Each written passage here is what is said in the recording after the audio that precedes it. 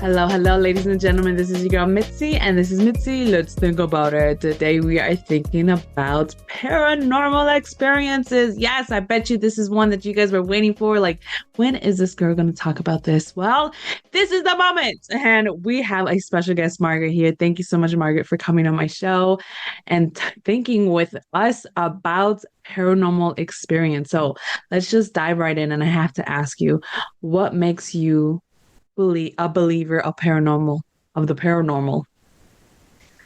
Ever since I was a child, I've always had good relationships with animals. And I think that that was the first sort of inkling that there was something different. I think that, I've always had very good relationships with animals. I've always understood them, and some people haven't.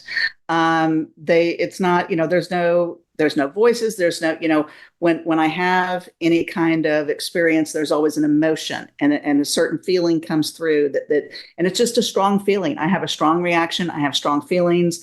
And it started as childhood with animals and understanding animals. And as I got older, it developed into something more along the lines of, you could walk into a room and just understand that this is not the right place, or this just is not, this is not the right place to be. And I've stood in places where I'm like, I don't need to stand here. And it comes just as a very strong emotion that is like, don't stand here, or don't go do this, or, it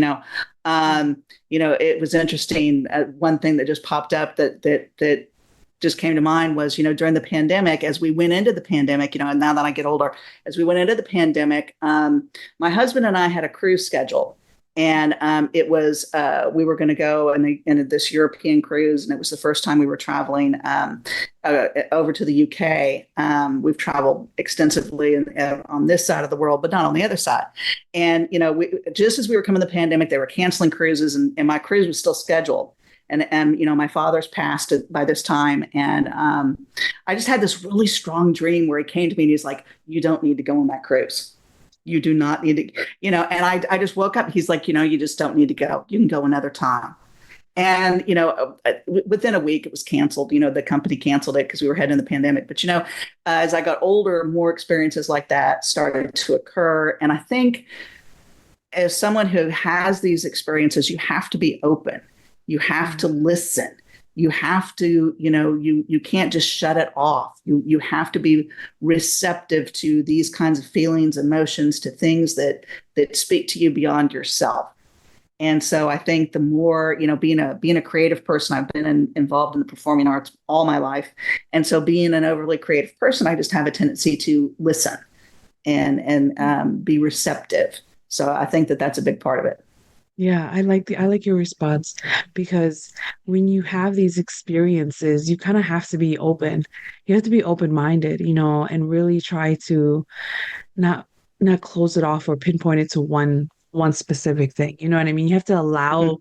everything to be a possibility. I mean, I know it sounds weird for the people who don't or never had an experience that was paranormal, in that essence. But when you have that moment, it's kind of like, oh, okay. You know what I mean? Oh, okay. It's just like any other moment. You know what I mean? It's weird, but does that make sense? Yes, no, that does make sense. I was thinking of another time, and this has happened more than once to me. I think it started around high school. And it doesn't happen that much now. I think during high school and college, I was facing a lot of challenges, a lot of choices, and then that time in your life, you're really facing a lot of decisions. And, at that age, you don't always make the smartest decisions. And so you question a lot of things at that time in your life. And there were a couple experiences I had where I would literally be standing somewhere. And the one that I thought of was, I was living in a place I didn't want to live in. I was living with people I didn't want to live with. It was college, I was out on my own, living in a rental home. And I was in a place that wasn't very comfortable, and it wasn't a good place for me. And I just was walking by the dryer, and I stopped, because I was bemoaning the fact that we didn't have a washer, and we had a dryer, and I had to go to the laundromat to do laundry, and I had to come home and dry the clothes. And it was just, everything was just a struggle. And it had a lot to do with who I was living with at the time. And I stopped at the dryer, and there was just this notion that came into my head of, you will be in a different place. you will be in a different place with a washer and dryer. And it sounds so trivial, but it was so strong. It was like, you will be in a better place. You will be in a different place. You will have a washer and dryer. Everything's going to be okay. But that person you're with, you're not going to be with, and it's going to be okay. And it was so funny because it's not funny, but it was just, I almost turned to the right to ask a question. And I literally turned, and it was like, because that was part of, the answers I just gave you were part of my questions. So I turned and asked a question. It was like, the first thought that came in was, you're going to be someplace where you're going to have a washer and dryer. Am I going to be okay? Yes. Is this other person going to be with, I turned to the left. Is this other person going to be with me? No, but it's okay. And it was just, but there wasn't a voice. It's always feelings, but it was so powerful. And I just stood there and went, I'm going to be okay. I just, whatever's coming in the future, I'm going to be okay. And what it did happen that way. And when I reached that point, I was in a much better place. It brought me to a better place in my life. I just felt that, that moment was something that was telling me it's going to be, things are going to change, and it's going to be different, but it's going to be all okay. Yeah. And so that was just really nice. Yeah, that is very nice. It sounds very peaceful, and I've had moments like that where I was in such a hard time, such a life. And when you talked about you were just around people that you knew you shouldn't have been with, and just the circumstances were where it was, and your choices kept choosing you to be in that situation, I can absolutely agree. And I've had moments where I would pray for it to get better, and it just was like, it only got worse. So then I was just like, what am I doing? Or what am I praying? Or where are my words wrong?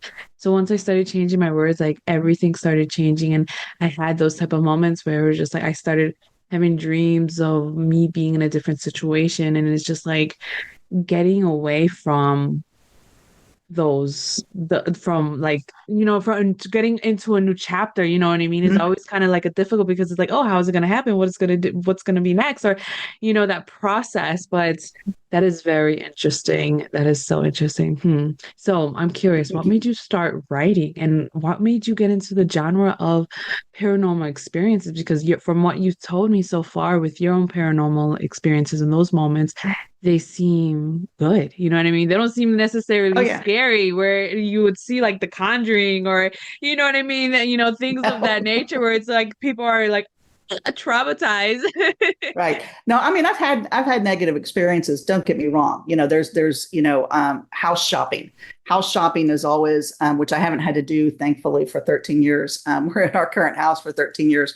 But, you go house shopping, you go in other people's homes, and whether they're empty or they're occupied, or, every house has its own energy. Every building has its own energy. Every location has its own energy, and it's all very different. And, if you're receptive and you stop and listen, you can kind of sense that. And there have been homes I've walked into, and I've taken one foot in and stopped and said, I can't. There is a negativeness about this place. There is, and they're not always pleasant, and so sometimes I forced myself to walk through the home, maybe the homeowner's there, I've had that happen. I've had to, yeah, sure, it's nice. Right. And there's like this negative energy vibe that's crawling all over your body, and you're just going, oh yeah, so, but yeah, how I got to writing, first off, I know, let's circle back. How I got to writing. I've always wanted to write. I used to sneak back in the 70s and 80s, I used to sneak the romances that my older sister and my mother had, the romance books. And I always crack jokes because I call them the Fabio covers, that had Fabio on them, that were all the naked chest and they were half painted. And, so I called them the Fabio covers, and they were, but, I snuck those around and read those, and I got hooked on historical romance, Regency, Scottish, British, any kind, that's what my mother and my sister were into. As I got older, I got really into sci-fi and the paranormal and science fiction romances. And time travel was especially appealing. The concept of time travel, and how it works, the scientific explanations around it, which is interesting because I don't have a science background. I have a performing arts background. But it just really appealed to me. When I hit my 30s, because I'm not in my 30s now, when I hit my 30s, I really wanted to write. I really wanted to do it. And I sat down and started writing short stories. And, I lacked the technique of writing. I lacked the craft of what writing is. I knew the craft of storytelling. I've been telling stories my entire life, whether it's acting or dancing or, and it just putting it down in words, it took another technique level. And I believe in my 30s, I just lacked the maturity to take on something like that because it was going to handle a lot of criticism. I had been through a lot of criticism in specifically in the dance world. You take a dance class and it's nothing but critiques, and you stare at yourself in the mirror and you're wearing nothing but a pair of leotards and tights, and you're picking apart every little thing that you do wrong, as well as your teacher, and if it was the mean Russian teacher who banged her stick on the ground, it was even a little more mentally challenging. So, in my 30s, I tried it. I started and I said, maybe it's just not the right time for me. And maybe it's just something that's not right for me.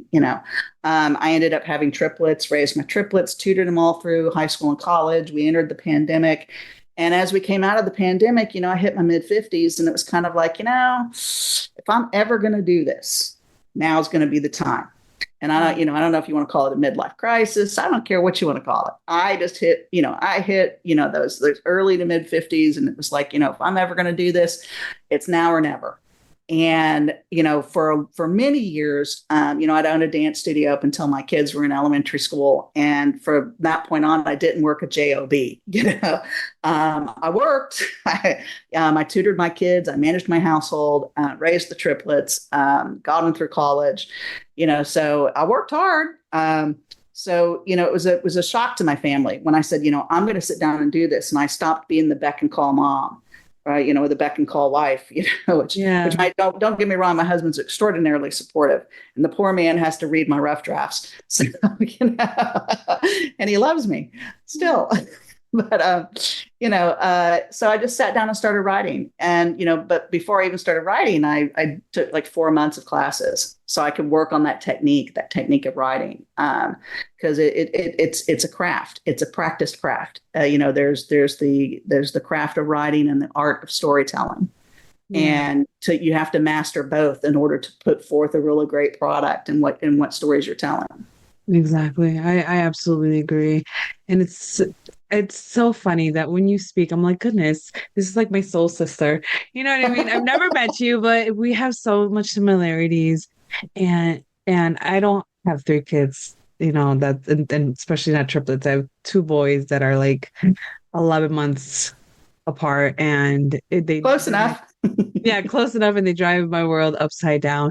But it's amazing to me how you and so many other women, they are able to focus on just raising their children and just dedicate themselves just all to themselves. Like for me, I love my children, but to dedicate everything to them, that seems like a lot. I mean, it seems like I'm losing a part of myself. You know what I mean? And it's, I don't understand.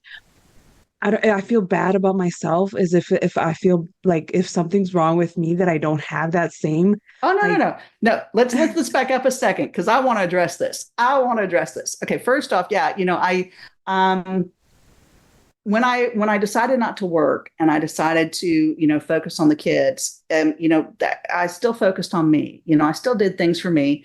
I still took some dance classes. I don't think at the time I was performing much.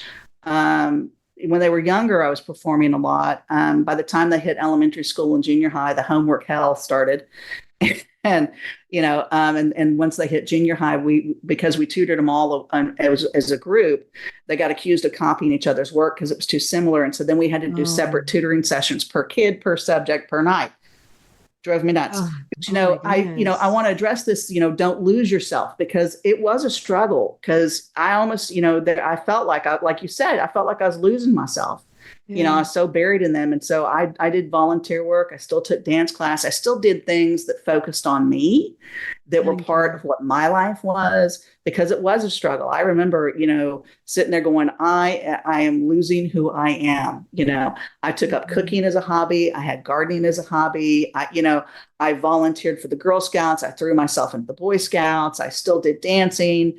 I was involved in school stuff. I took my talents for, performing arts and teaching, because I did teach dance for years. I owned a dance studio.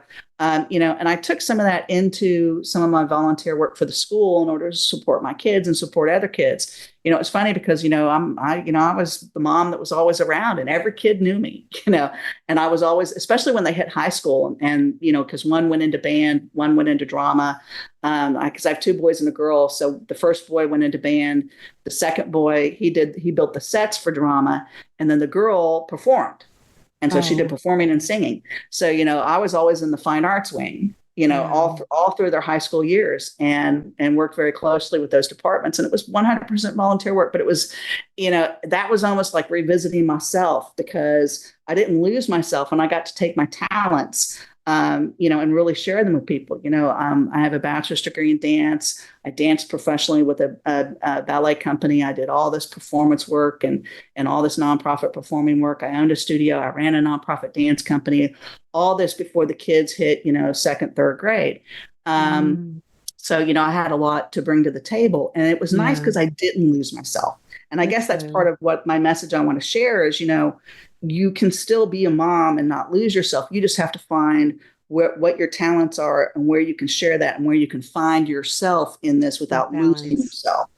Yeah, because it is a balance, and it's hard to be a modern woman. It is really hard to be a modern woman, because you can't just be one thing. You got to be 10 things.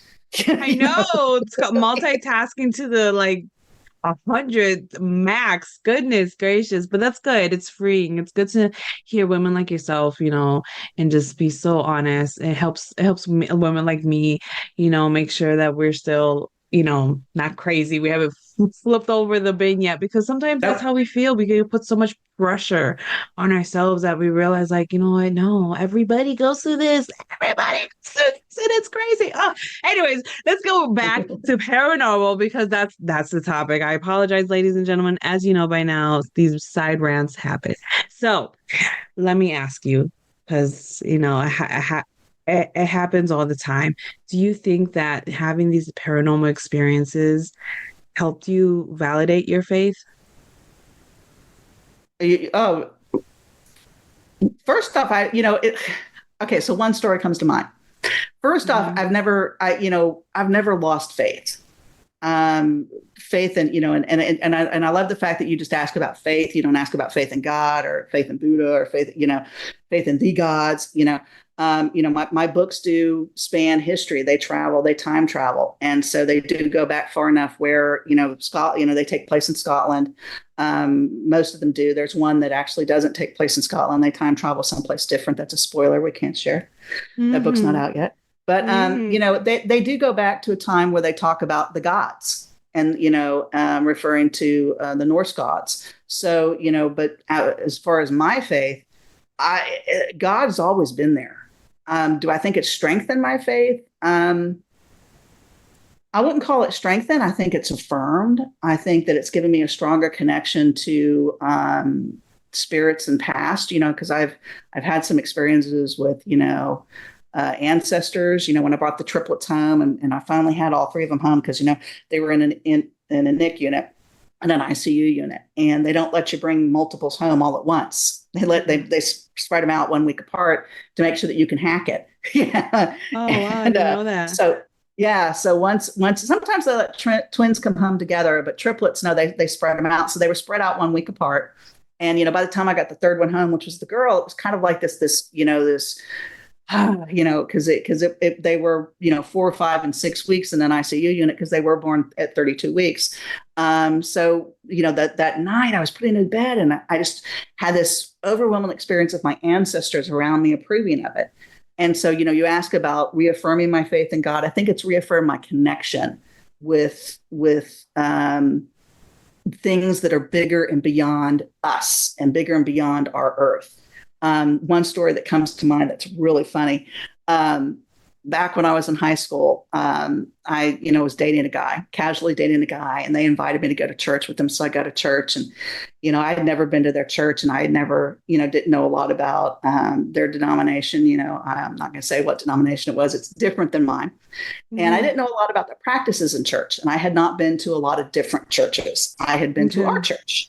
and it's still a faith in God. They're just different denominations in Christianity. I didn't think anything of it. You go, you pray to God, thank you, God. You sing a few Yeah. hymns, you go home. It's Yeah. Sunday. So I joined his family for church, and I filled, they passed around the little thing you fill out as a guest or whatnot. And I don't know if I don't know if I had checked that they could come visit or not. So by the time the next Wednesday night rolls around, there's this knock on the door at like 7:30, 8 o'clock at night at my house. And I had no idea who it was. So his church comes over to visit. They send people from his church over to visit my home. and I live in Houston, Texas. I live, middle of Bible Belt, and that's fine. I love church. I love God. It's interesting living in the Bible Belt. So these people, and this was in the early 80s. So these people show up, and my dad, he's really upset that these people are in his home and wanting to talk to his daughter. It's nighttime. It's after dinner. I'm already in my pajamas. So I have to sit in my living room in my pajamas, and there are these people from this church. And so they just start asking questions. And one of the questions they asked was, if you died today, what would you say to God tomorrow? And my dad got really mad. And my stepmother was with this. This was his second wife. So my stepmonster was sitting up at the bar, and she had to hold him down because he was going to jump up and say something. And it was so funny. My reaction was so priceless because this is so spot on me.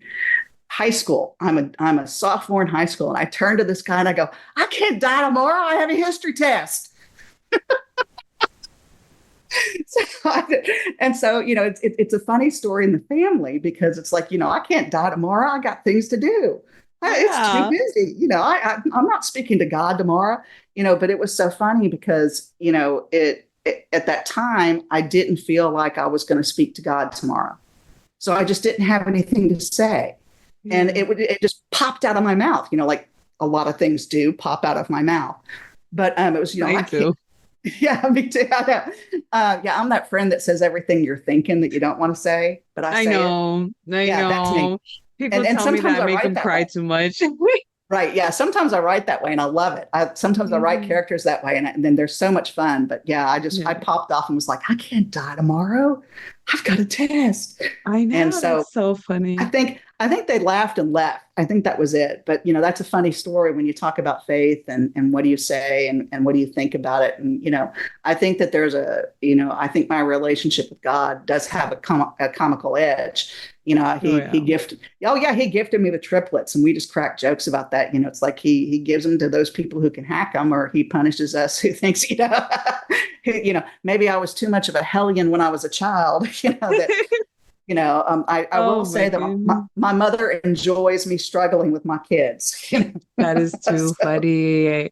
That is too funny. Goodness. That is a good story. And I appreciate you telling me that because I like the way that you put it into perspective. You know what I mean? Because you made it not like as if it confirms that there's a God or anything like that. It's just that it affirms that, there's a relationship. There's something more out there. And I think that's the thing. People don't realize that there's something more than this life that we live. There's an afterlife. There's, you know what I mean? Like there's stuff in this world, like living among us, because I've been in situations like you where, oh my goodness. And I hate house hunting because I'm currently house hunting too. And it's like, goodness, it's a process. It's a draining process because when you already can spiritually connect naturally, it just happens naturally. You're just empathetic to just emotions that linger from people and just very in tune with yourself and your surroundings.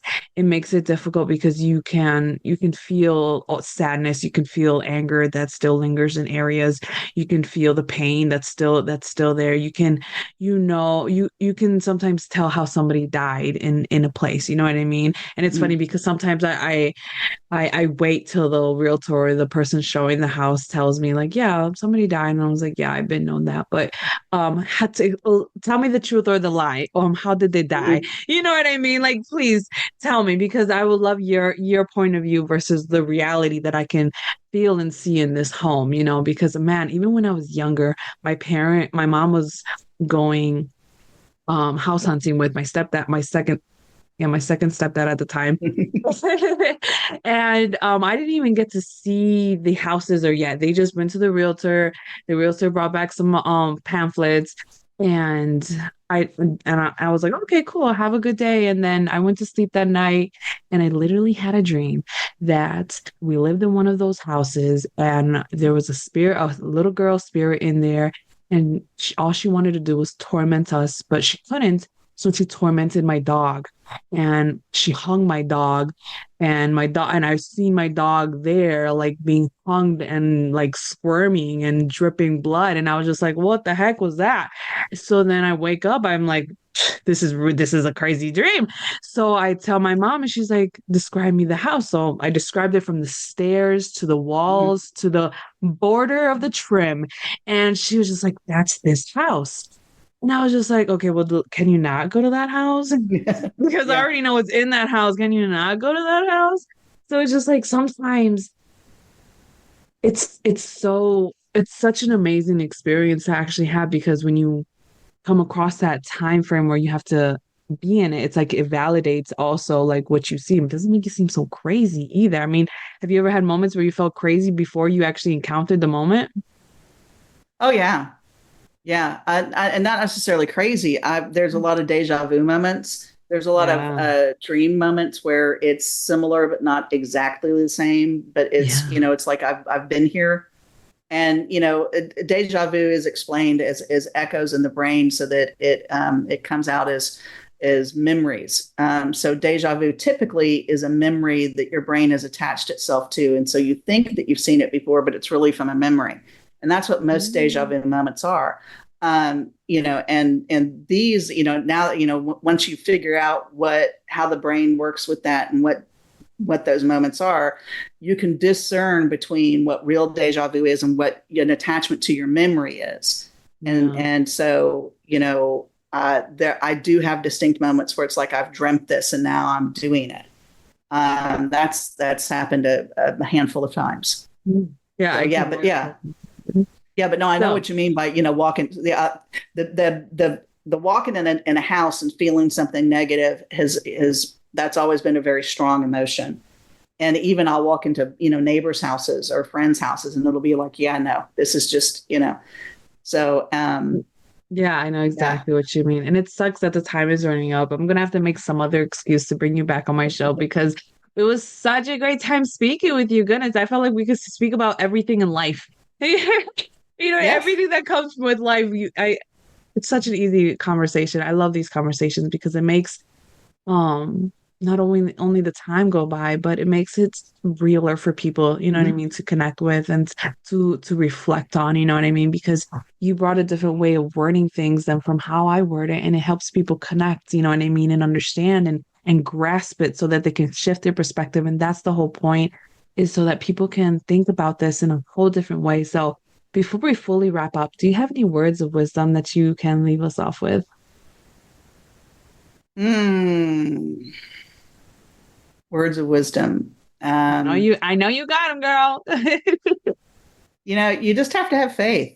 You have to have faith that, a lot of my books are romance. So there's a lot of conversations about finding true love and soulmates and what the value of love is and how people connect and how people connect on more than just a physical level, how they connect on a metaphysical level.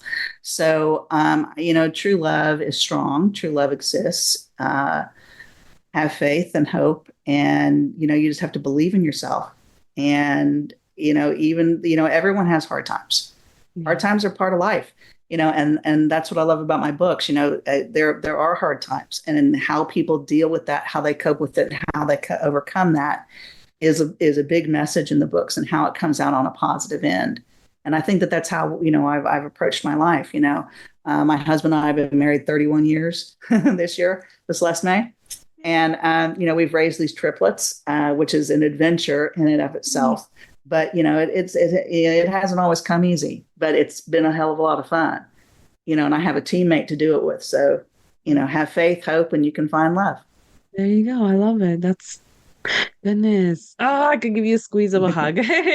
Thank you so much, Margaret, for coming on my show, sharing your perspective. And if anybody wants to know more about her, and what she has to offer the world, especially with these books. I mean, how could you not want to read about romance and paranormal and finding that love? You know, everybody loves love, so why not read about it, right? Because you get more into it and you can visualize it. That's why I love reading and that's why I love books because you can you can visualize what the author is trying to portray in such a way that you have your own movie in your mind.